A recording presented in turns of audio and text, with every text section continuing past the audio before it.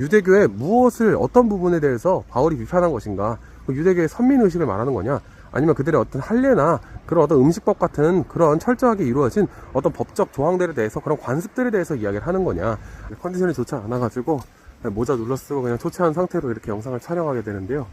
오늘 저는 많은 기독교인들이 가지고 있는 유대교에 대한 오해에 대해서 좀 다뤄보고자 합니다. 유대교라고 하는 이름 자체도 사실은 굉장히 좀 이제 정확하지 않은 용어라고 볼 수 있어요. 기본적으로 유대교라고 하는 이름은 유다라고 하는 한 사람의 이름에서 나온 것인데 그 사람을 지칭하는 것이기도 하고 또 그 유다 지파라고 하죠. 그리고 남유다도 있죠. 그러니까 이렇게 사람을 지칭했다가 지파를 지칭했다가 또 나라를 지칭했다가 이렇게 범위가 명확하지 않은 데다가 그들이 역사적으로 굉장히 다양한 변화를 거치기도 했고 다양한 방식으로 그 이름을 사용해 오게도 됐고 또한 그들의 어떠한 그런 계보나 흐름들이 단일하게 파악할 수 없는 부분에도 불구하고 그렇게 한 이름으로 퉁쳐서 종파 전체를 지칭하기에는 상당히 좀 애매한 지점이 있다, 이런 거를 좀 일단은 기억을 해주셔야 될 것 같고요. 그리고 이제 유대교는 다양한 그 흐름을 가지고 있는데 보통은 이렇게 이제 정통파, 이제 보수파, 개혁파로 크게 세 부류로 분류하죠. 정통파 같은 경우에는 그들의 경전에 대해서 문자적일 정도로 완전히 이제 엄격한 그런 충성도를 보이고 있고, 보수파 같은 경우에는 문자적인 가르침도 어느 정도 받아들이면서도 또 현대적인 어떤 적용도 고려하는 그런 부분들을 이제 보여주고 있다라고. 그리고 개혁파 같은 경우에는 그런 문자적인 해석으로부터는 상대적으로 좀 자유로운 모습을 보이고 있고, 크게 세 부류를 이야기를 나눌 수 있을 것 같고요. 그들 자체 안에서도 굉장히 다양한 그 어떤 사상적, 관습적 그런 모습들을 보여주고 있습니다. 우리가 바울이 말하는 그런 유대교의 어떤 선민의식적인 부분으로 유대교를 지금도 계속해서 생각하고 있는 모습들을 많이 보게 되는데요. 사실 바울이 유대교의 무엇을 정확하게 비판했는지도 사실 그것도 굉장히 오랫동안 논쟁이 많이 되어 온 부분이죠. 유대교의 무엇을 어떤 부분에 대해서 바울이 비판한 것인가? 유대교의 선민의식을 말하는 거냐? 아니면 그들의 어떤 할례나 그런 어떤 음식법 같은 그런 철저하게 이루어진 어떤 법적 조항들에 대해서 그런 관습들에 대해서 이야기를 하는 거냐? 아니면은 그냥 그리스도를 받아들이지 않은 것, 예수를 메시아로 받아들이지 않은 것, 그 자체만을 문제로 삼고 있는 것인지, 아니면 그것도 아니다라는 식으로 유대교의 어떤 부분에 대해서 그 바울이 지목한 것인지도 그 주된 비판의 초점은 정확히 무엇으로 볼 수 있는가, 그렇게 세 개에 걸쳐 논쟁을 이어가고 있는 부분이라고 하겠고요. 우리들은 그것을 어떤 면에서 단순하게 지금의 어떤 유대교의 모습들도 그런 어떤 선민의식에 찌들은 다른 공동체에 대해서 배타적이고 그렇게만 이제 이해를 하게 되는 경우들이 있는데, 그들도 어떤 면에서 자기들이 속해 있는 그 공동체를 역사 속에서 자기들의 정체성을 유지하면서 계속해서 그것들을 이어오려고 한 노력을 가진 공동체로서 이해를 해볼 수 있을 것이고, 물론 기독교랑 다른 면이 있죠.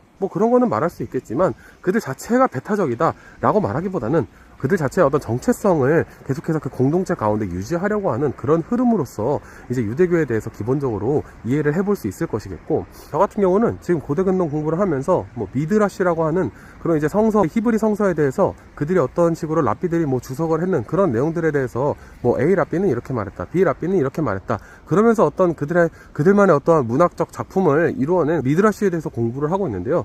미드라시라고 하는 건 다라시, 그러니까 더듬어 찾다, 탐구하다, 살피다, 이런 정도의 이제 어근의 뜻에서 파생되어서 그들의 어떤 탐구에 대한 열의 같은 거를 보여주는, 이것은 그래서 미드라시가 그들만의 어떤 그런 문학적 형식으로서의 그런 장르적인 차원을 이야기하는 것이기도 하고, 그런 미드라시적 행위는 지금도 계속해서 그들의 여러 가지 다양한 주석적 차원을 통해서 이루어져 있다고 볼 수도 있고요. 그러니까 행위를 말하는 것이기도 하고 장르를 말하는 것이기도 하고, 또 특수한 이제 그 어떤 역사적 시기에 제2성전기 정도 기간 동안에 그들이 성전이 파괴되고 어떤 그 주의 공동체와 문서 공동체가 활성화되면서 이루어졌던 어떤 그 와중에 한 500년 정도 동안에 쓰여진 문서라고 그 특정한 문서를 가리키는 말로도 이해가 될 수 있겠고요. 어쨌든 그 미드라시를 보다 보면은 지금 현대 어떤 언어학적인 이해를 따라서 보면, 어떤 역사 비평이나 어떤 자료 비평의 기본적인 이해를 가지고 바탕으로 보면 굉장히 이제 사실 문제가 많아 보여요. 무슨 말도 안 되는 어떤 전혀 어원적으로 연결이 되지 않는 그런 비슷하게 생긴 다른 단어를 가지고 와서 비슷한 생각의 연결고리를 가지고 있다는 식으로 해설을 하기도 하고,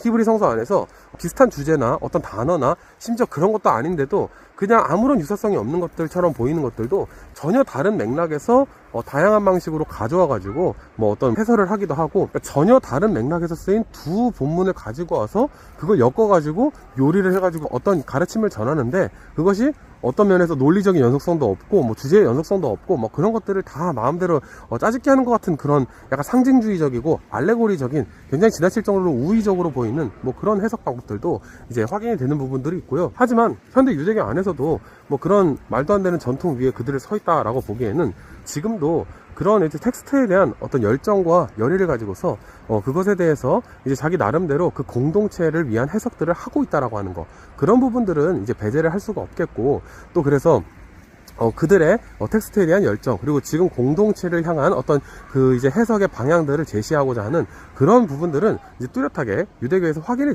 되고 있다, 이렇게 이제 생각을 해볼 수가 있겠고요. 또 그리고 우리가 어떠한 전통 위에 서 있다고 하더라도 그 전통에 대해서 지금도 맹목적으로 그것을 무조건적으로 따라야 하는 것은 아니고, 또 그것들에 대한 존중을 보이면서도 어떤 면에서는 전통에 대한 존중을 보이고, 어떤 면에서는 전통 안에서도 좀 더 자유로운 모습을 얽매이지 않고, 지금 어떤 현대에 발전된 어떤 그런 학문적인 그런 흐름 속에서 그런 작업을 이어가고 있는 그런 랍비들도 있는 것이겠고요. 랍비들도 그렇죠. 랍비들도 지금도 이제 목회자가 그러한 것처럼 어떠한 석사적 수준의 그러한 일련의 과정을 거쳐가지고 이제 랍비가 될 수 있는 것이겠는데, 목회자들이 그 안에서 굉장히 다양한 스펙트럼을 가지고 있고, 차이를 보이듯이 랍비들도 랍비라고 해서 엄청난 실력자도 있고, 또 그렇지 않은 면을 가진 사람들도 있고, 이렇게 다양할 수 있는 것이겠죠. 그러니까 우리가 어떤 집단에 대해서 이야기를 할 때 그냥 간단하게 그냥 한마디로 그 어떤 전체의 흐름을 싸잡아서 이야기를 하는 식으로, 그것도 더더군다나 어떤 고대한 모습들을 그것이 무엇에 기인한 비판인지도 명확하지 않은 상태에서 그들을 그렇게 오랜 기간 동안 이어져온 어떤 공동체에 대해서 이제 함부로 폄하하는 식으로 이야기를 할 수는 없는 부분이겠다, 그런 면에서도 생각을 해볼 수가 있어야겠고요. 좀 더 많은 이야기를 할 수 있겠지만 어쨌든 그들은 굉장히 다양한 흐름을 가지고 있다. 그리고 지금도 굉장히 역동적으로 이제 그들의 공동체가 앞으로 미래를 향해서 어떻게 나아갈지 그런 고민도 계속해서 이어가고 있다. 이런 지점들에 대해서도 생각을 하면서 우리가 유대교에 대해서 굉장히 단순화된 방식으로 그 오랜 역사를 가진 공동체에 대해서 간단하게 말해버릴 수는 없겠다. 우리가 이제 좀 더 그들의 공동체에 대해서 조금 더 주의를 기울이고, 우리가 그들에 대해서 섬세하게 말한다고 해서 우리의 가르침과 생각과, 그러니까 제가 말하자면 기독교인이라고 해서 그 유대교를 공부한다고 해서 이제 기독교 가르침을 포기할 필요는 없는 거 아니겠어요? 그들의 이제 가르침에 대해서도, 그러나 이제 함부로 얘기하고 이제 폄훼하면서 이야기하고 근거가 정당하지 않은 상태에서 이제 인신모독라는 방식으로 그런 식으로 이루어질 수는 없는 것처럼, 유대교에 대해서 이 영상이 조금 더 정리된 생각을 가지고서 이야기를 하는데 좀 도움이 되는 그런 시간이 되었기를 바랍니다. 그럼 저는 또 아이들과 함께 다시 또 어린이집 등원을 향하여 이제 나아가 보도록 하겠고요. 여러분들도 몸 관리 잘 하시고 저는 또 다음 시간에 찾아뵙도록 하겠습니다. 안녕.